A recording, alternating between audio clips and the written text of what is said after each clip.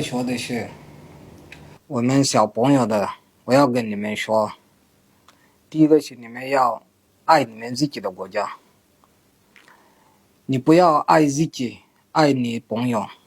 国家是我们所有的人，国家不是一个人的，所以谢谢大家。Ravi de vous retrouver une fois de plus dans le cadre de votre émission à la découverte de nos talents. À la découverte de nos talents, aujourd'hui, nous recevons un entrepreneur tchadien. Il est également traducteur. Il est également actuellement directeur de développement et d'animation artisanale. Mesdames et messieurs, ensemble, nous allons recevoir Monsieur Saleh Koché Sougouya. Bonjour. Bonjour. Merci d'avoir accepté notre invitation. Et comme je le disais tout à l'heure, vous avez plusieurs casquettes, entre autres directeur, entrepreneur et également traducteur. Déjà, l'aspect qui m'intéresse le plus, c'est comment est-ce que vous êtes arrivé à devenir traducteur? D'où vous êtes venu le déclic? Bon, avant tout, merci beaucoup au gouvernement tchadien d'avoir me donné l'opportunité d'aller étudier en Chine. J'ai eu la bourse en 2010 et j'étais en Chine pendant 7 ans. Et je suis encore reparti en Chine pour faire 8 ans. Donc j'ai fait ma Master 2 en Computer Science et Technologie. De là-bas, j'ai des amis que des Chinois. Donc parfois on m'appelle les Chinois noirs. Même les amis ici, on m'appelle, même les Chinois me disent Black Chinese. Donc en quelque sorte c'est comme ça. Donc j'ai aimé la culture dès mon bas âge, la culture chinoise. En voyant les films chinois tels que les Jackie Chan, les Bruce Lee, avant je croyais que c'était la réalité quoi.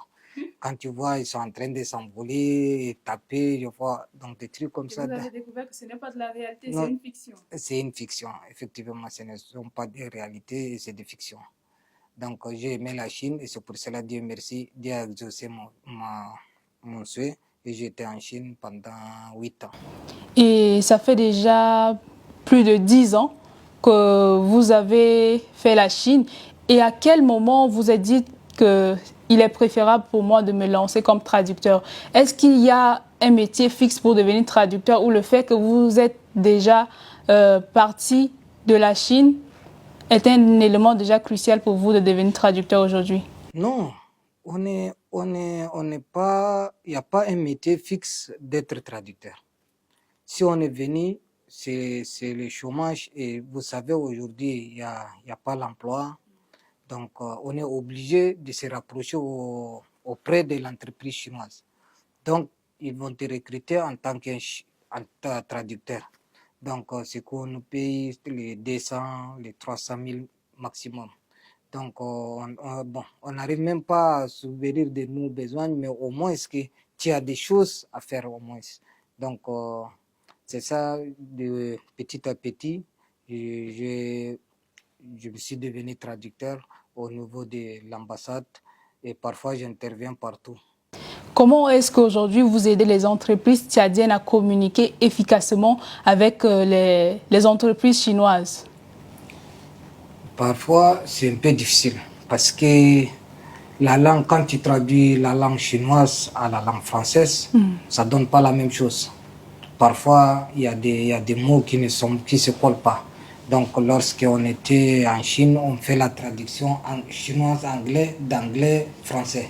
Donc, on est obligé d'apprendre toutes les 3 langues. Donc, c'est très difficile de faire comprendre parce que les entrepreneurs, beaucoup des entrepreneurs tchadiens ne s'expriment même pas en français, mais c'est de l'arabe local. Donc, quand tu traduis de la langue chinoise à l'arabe local, c'est très difficile. Mais Dieu merci, on s'en sort. Et après plus de 10 ans en Chine, comment est-ce que vous-même vous en sortez après votre retour ici? Est-ce que ça a été facile pour vous de vous réintégrer ici au Tchad, même si cela est chez vous? En toute sincérité, c'est pas facile. C'est pas facile du tout. Dès que bon, toute chose, c'est grâce à Dieu, je peux dire. En venant, on s'est rencontré avec il y a un manager de la CMPC que j'ai salé à travers votre écran. Mais c'est où on s'est vu, on s'est parlé. Il a dit, ah, toi tu parles la langue chinoise? Moi j'ai dit oui.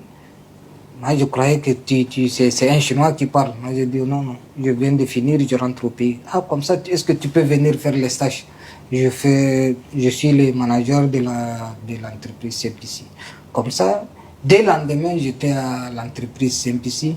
J'ai fait 6 mois de les stages. Après ça, on m'a affecté à la CPP comme directeur. Après de CPP, donc c'est en 2019 qu'avec le corona et tout, on était en chômage. De là, j'ai créé mon propre entreprise qui fait, en même temps, qui aide la société chinoise qui veulent des gens, des traducteurs. Il y a des traducteurs qui ont fini ici, au Tchad, qui parlent déjà la langue chinoise. Et il y a des Tchadiens qui viennent aussi chaque année de la Chine et qui n'ont pas de travail. Donc, je suis entre eux. Si en cas de besoin, je peux chercher aussi les gens qui parlent chinoise pour donner à l'entreprise aussi. Si l'entreprise a besoin de traducteurs, je les trouve. Et s'ils ont besoin de services de visa, location de véhicules, donc les prestations de services, en grosso modo. Donc j'ai créé une petite entreprise avec mes connaissances que j'ai avec la CMPC, la CPP, CEJOCOP, Gridwell. Donc j'ai utilisé mes relations et j'ai créé mon entreprise, Nawarma Business. Voilà. Oui, c'est bon. Alors, comment est-ce que la langue chinoise peut aider les Tchadiens dans leur business? Déjà que vous êtes également dans la promotion de l'artisanat tchadien. Quel est l'impact de la langue chinoise dans l'artisanat tchadien aujourd'hui? Vous savez que la langue chinoise maintenant, bon, quand on parle d'économique ou bien culturelle ou bien artisanale, la langue chinoise connue mondialement qu'il est le numéro 2, je crois, après l'anglais, si je ne me trompe pas. Donc c'est un atout. C'est un atout pour nous de parler la langue chinoise. Mesdames et messieurs, nous sommes presque à la fin de notre émission et votre mot de fin, nous allons également profiter pour vous poser une toute dernière question. Quel est le message, les conseils que vous pouvez octroyer aux jeunes Tchadiens, nous qui sommes en train de grandir, pour que nous puissions consommer localement au-delà de ce que nous voyons à travers les médias? Ce que moi, j'aimerais dire aux jeunes, en tant que jeune, bien sûr, j'ai parcouru presque 45 pays au monde. Ce que je peux dire à la jeunesse tchadienne, que utilisons ce qui est de chez nous. Donnons-nous des valeurs.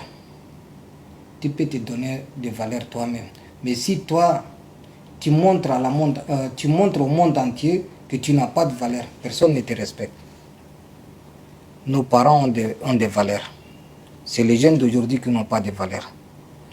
Nos parents, avant, ils n'ont pas les trucs de iPhone, le téléphone, il n'y a pas. Mais ils vivent heureux. Mais ils utilisent local. De mettre en tête que c'est lui l'État avant tout. C'est lui le Tchad.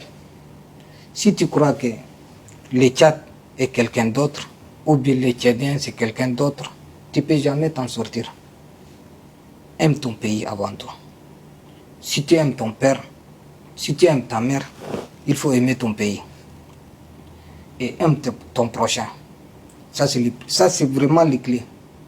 Avant ça, aimons ce que nous, on a. Il faut qu'on soit fier de ce qu'on est. Soit pauvre, soit riche, on mange quoi. Il faut qu'on consomme ce qu'on a. Il faut qu'on soit fier d'être tchadien et fier de ce qu'on a avant de chercher au-delà. Donc, une fois de plus, les jeunes d'aujourd'hui sont toujours focalisés sur des réseaux sociaux, sur des futilités. En Europe comme en Asie, les réseaux sociaux sont faits pour envoyer des messages, transmettre des messages pour la communication. Mais maintenant, ça devient une haine, injure, insulte, tribalisme, beaucoup de choses dedans. Donc luttons luttons ensemble contre ça aussi. Merci. Merci également à vous de votre disponibilité et retenez et n'oubliez ceci, consommons localement car chez nous, c'est le meilleur et nous pouvons donner au-delà de ce que nous avons déjà. Mesdames et messieurs, votre émission à la découverte de nos talents prend fin. Merci de nous avoir suivis. Restez connectés sur les plateformes Aluida Info. À très bientôt.